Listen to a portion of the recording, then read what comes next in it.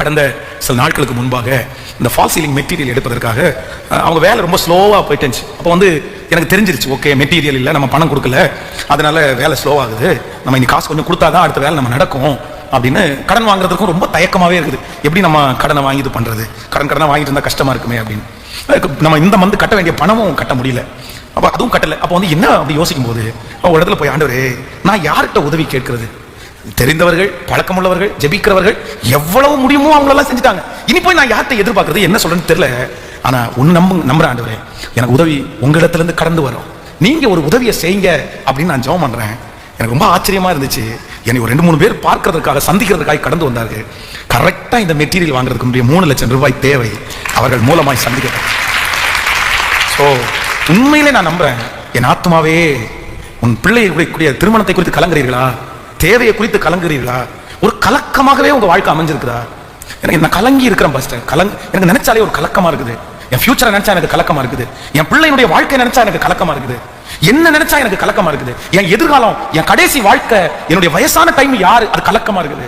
ஆனா உங்களை பார்த்து நீங்க என்ன தட்டி கொடுக்கணும்னா, என் ஆத்மாவே நீ ஏன் கலங்குகிறாய், நீ ஏன் கலங்குகிறாய்?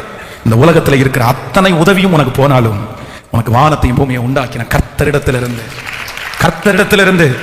ஹalleluya, ஏன் கலங்குகிறாய்? அவர் சமூகத்திலிருந்து உனக்கு ரட்சிப்பு வரும்.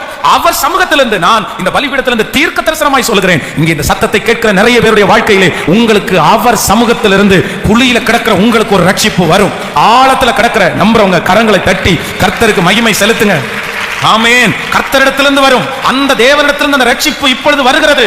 கர்த்தர் நம்மை ரட்சிக்கிறவர், கர்த்தர் நம்மை வச்சு ரட்சிக்கிறார். சோ நம்பர் 1, உங்களை பார்த்து நீங்க முதல்ல தட்டி கொடுக்க வேண்டிய வார்த்தை என்ன அப்படின்னா, நீ கலங்காத, உனக்கு ஒருத்தர் உதவி செய்வார், உனக்கு ஒரு உதவி செய்வார். எல்லா வாசல்களும் உங்களுக்கு அடைக்கப்பட்டாலும் உங்களை அழைத்த தேவன் உண்மையுள்ளவர், உங்களை தீர்மானித்தவர் உண்மையுள்ளவர்.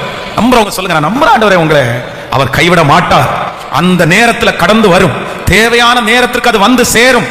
எல்லாரும் வாசல்களை அடைத்தாலும் என் தேவன் உங்களுக்காக திறக்கிற வாசல்களை ஒருவராலும் அடைக்க முடியாது. கர்த்தர் திறக்கிற வாசல்களை அடைப்பவன் யார்? சாவி அவருடைய கையிலே இருக்கிறது. கதவை திறக்கிறவரும் பூட்டுகிறவரும் அவர்தான். ஆமென் சொல்லுவோம். திறவுகோல் உடையவர் கர்த்தர். நம்முடைய ஆண்டவருக்கு ஒரு பேர் இருக்கிறது, அவர் திறவுகோலை உடையவர், பரலோகத்தின் திறவுகோலை உடையவர், பொக்கிஷ சாலையினுடைய திறவுகோலை உடையவர்.